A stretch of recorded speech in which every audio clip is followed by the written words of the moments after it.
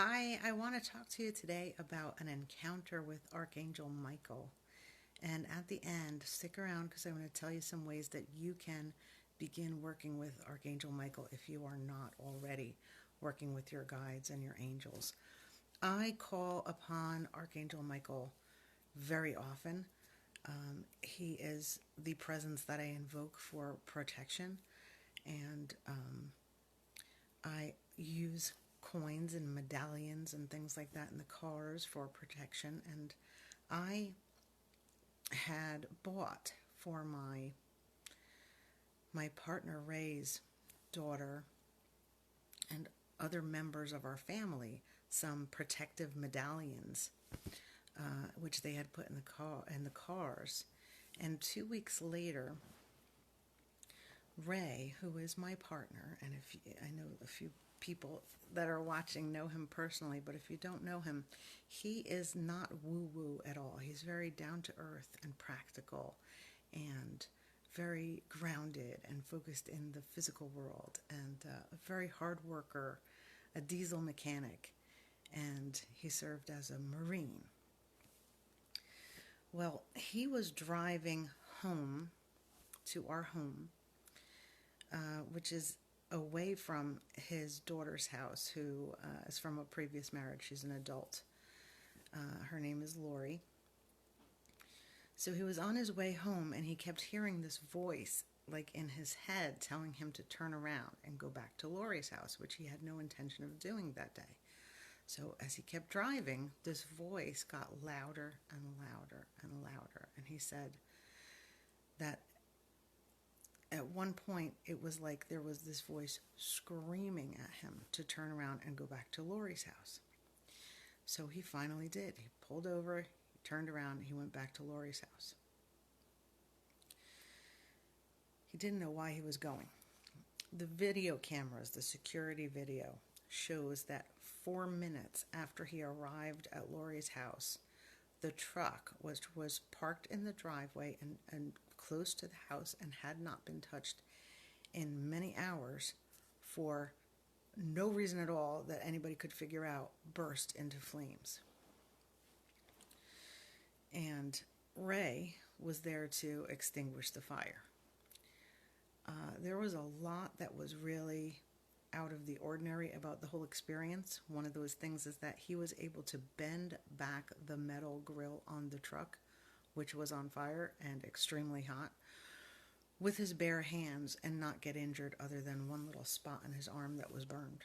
It was like superhuman strength. Now, I know adrenaline does some amazing things, but this was even beyond that. And in the photos afterwards, there was a beam of light coming down through the front of the truck, which may have been lens flare, but immediately when I look at it, I saw Archangel Michael. I saw the sword of Archangel Michael. And Ray thought that it may be a deceased loved one that was the voice in his head, but when I looked at it, I got the feeling it was Archangel Michael, and another medium since has confirmed that without knowing me, said the same thing. So I believe that the voice he heard was Archangel Michael. Interestingly enough, the next day when he went back, the door of the driver's side of the vehicle, the window was open, the door was shut, and there was a feather on the seat of the driver's side of that truck that no human had placed there. Feathers are one of the ways that angels give us a sign of their presence, and that's one of the signs that you guys can look for. Another thing that you can look for is little pinpricks of light, and Archangel Michael's color is like an indigo blue. I actually, before I started making this video today, saw just a spot of light. So if you ever see that, it's, I always recommend, if you have changes in your vision, you should check with a doctor. But so many of us in spiritual circles see these types of things. And so I want you to know you're not crazy if you're, you find a feather where there couldn't possibly be a feather. I've found them in my classroom. There was the little window open, and for a feather to have come into that window and landed where it landed is just, beyond chance. I've had a lot of experiences with feathers. I do see those pinpricks of light very often. Let me know in the comments if you see those too.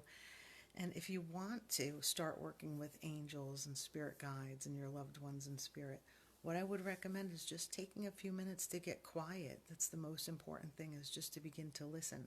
And then when you do get those subtle impressions from spirit, because remember, like I said in a previous video, spirit usually whispers. And that's why I'm doing this video, is because I had said, I have it on good authority that sometimes Archangel Michael can be quite loud.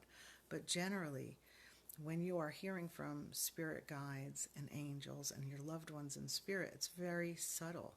So in order to be able to better perceive those still small voices, you need to get quiet and really listen. And then when you do get subtle signs, whether it's, you see little pinpricks of light, or you feel a gentle touch, or the energy changes around you, or you feel warmth, or with your eyes closed you perceive a light or a color.